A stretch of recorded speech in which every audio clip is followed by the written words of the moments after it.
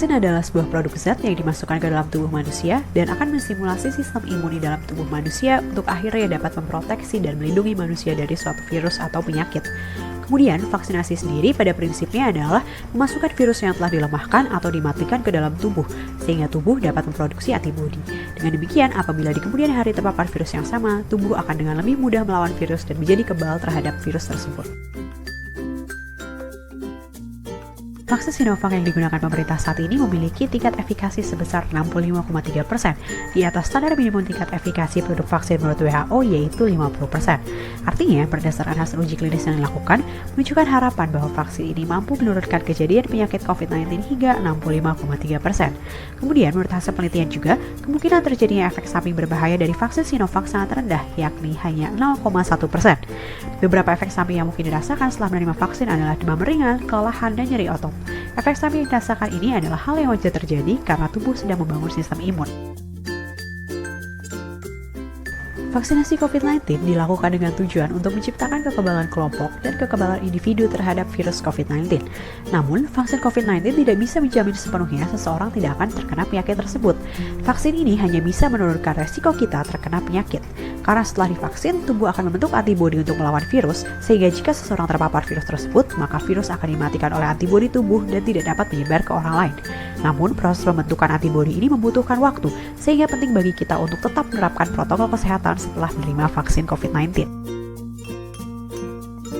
Pemerintah Indonesia mempersiapkan 2 skema vaksinasi COVID-19, yakni skema program pemerintah dan skema mandiri.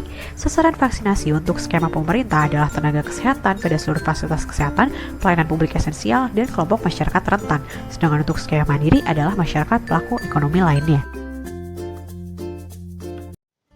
Setelah memiliki pengetahuan yang baik, kita sebagai individu juga harus memiliki persepsi yang positif terhadap pencegahan penyebaran COVID-19. Mengapa? Karena pengetahuan dan persepsi yang positif akan membentuk sikap dan perilaku yang nantinya akan dijalankan oleh individu dalam pencegahan penyebaran COVID-19. Persepsi positif seperti apa yang harus kita tanamkan? Yang pertama adalah rasa khawatir akan situasi pandemi ini agar kita selalu berhati-hati dan menjalankan perilaku pencegahan penyebaran COVID-19.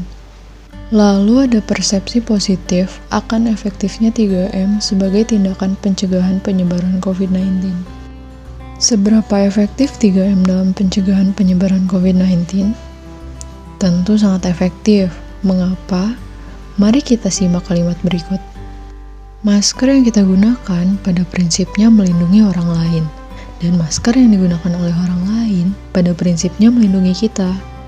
Kita baru bisa dinyatakan aman apabila berada di lingkungan yang taat menggunakan masker. Namun, jika hanya kita yang menggunakan masker, maka peluang tertular masih sangat tinggi. Tidak hanya di dalam penggunaan masker. Pada saat kita menyentuh benda-benda fasilitas umum, kita tidak pernah mengetahui apakah benda itu dihinggapi oleh bakteri atau virus COVID.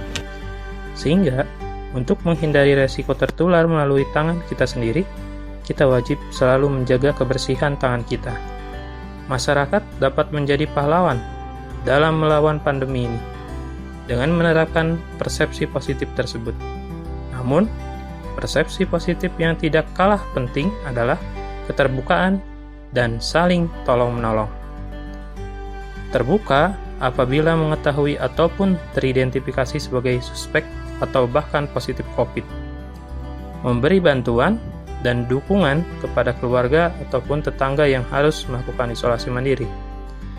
Pada kebanyakan kasus, masyarakat merahasiakan status mereka sebagai pasien COVID karena takut dijauhi dan juga takut untuk tidak dapat memenuhi kebutuhan sehari-hari.